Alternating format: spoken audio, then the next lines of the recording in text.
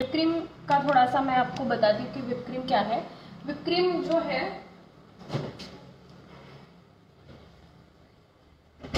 ये देखिए मेरे पास ये बेकर्स विले का है whip cream. Okay, bakers whip करके अलग अलग ब्रांड्स के मार्केट में आते हैं, जो आपको इजीली अवेलेबल है वो ले लो आप। ये अच्छा है, ट्रोपोलाइट अच्छा है, या फिर रिच का भी एक अच्छा है, ठीक है, तो ये आप ले सकते हो। अब ये जो विप क्रीम है ये एक नॉन डेयरी प्रोडक्ट है, ठीक है, ये दूध से बनता नहीं, ये सोया मिल्क से बनता है। तो इसलिए ये जब हम बाय करते हैं तो ये फ्रोजन फॉर्म में मिलता है, हमें पूरा बर्फ होता है। तो जब आइस फॉर्म में वो होता है तब उसको बीट नहीं करना है आपको। ओके, बोल में नॉर्मल वाटर लेना है, गर्म पानी नहीं चलेगा, नॉर्मल वाटर लेना है और इस बॉक्स को पानी में रख देना है। पानी में रख देने की वजह से क्या हो जाएगा, वो बर्फ जो है एक 20-25 मिनट में पूरा मेल्ट हो जाएगा और क्रीम जो है आपका लिक्विड कंसिस्टेंसी आ जाएगा। तो जब तक आपका क्रीम लिक्विड कंसिस्टेंसी नहीं आता है तब तक आपको उसको फेंटना नहीं है, ठीक है। तो इस क्रीम को लिक्विड चाहिए लेकिन चिल्ड चाहिए, ये बात सबसे इंपॉर्टेंट है। बहुत लोगों का ये प्रॉब्लम होता है कि क्रीम बहुत देर तक बाहर रहती है, क्रीम नॉर्मल रूम टेम्परेचर आ जाती है और फिर उसके बाद वो फोमिंग नहीं हो पाता। तो फोमिंग क्यों नहीं हो पाता, क्योंकि आपका क्रीम जो है वो चिल्ड नहीं है। तो ये क्रीम चिल्ड होना बहुत जरूरी है। अगर आपका क्रीम चिल्ड नहीं है तो विपिंग नहीं हो पाएगा, ठीक है, ये बात बहुत इंपॉर्टेंट है, ये अच्छे से ध्यान में रखनी चाहिए आपको। क्रीम हमेशा फेंटने के बाद उसको 10-15 मिनट के लिए फ्रिज में रखना है। क्रीम को हमेशा आपको चिल्ड रखना पड़ेगा। ओके, तो ये देखिए ये मैंने क्रीम लिया, बीटर चाहिए उसको कंपलसरी, मिक्सर या हैंड बीटर नहीं चलेगा। तो बीटर जो है आपका मिनिमम 300 वॉट का होना चाहिए, ठीक है, तो ये 350 वॉट का है मेरा बीटर।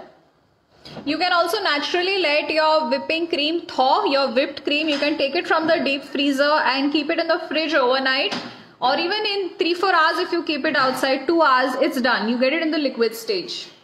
अब ये मैंने लिया whipping cream, इसको मैं हाई स्पीड पे यहाँ पे बीट कर रही हूँ। So first place the nozzles inside and only then you switch it on.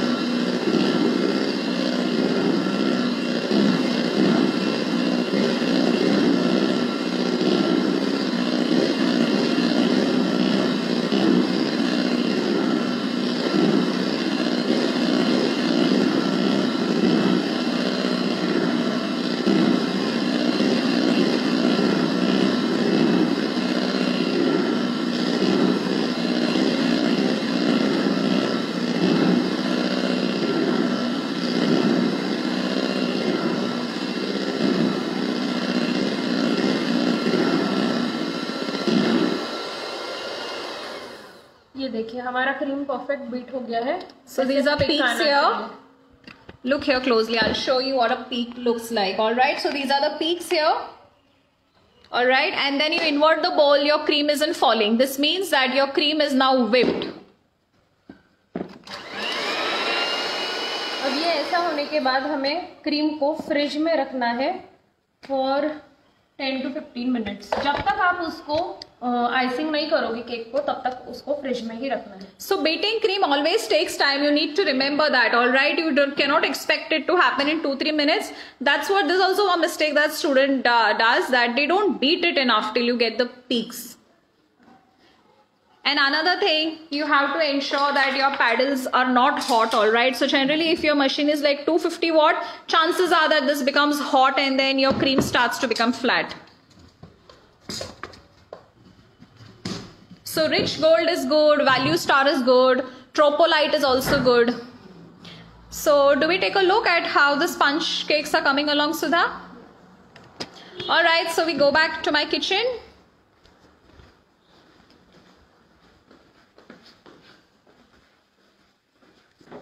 So this is the vanilla sponge that you see here.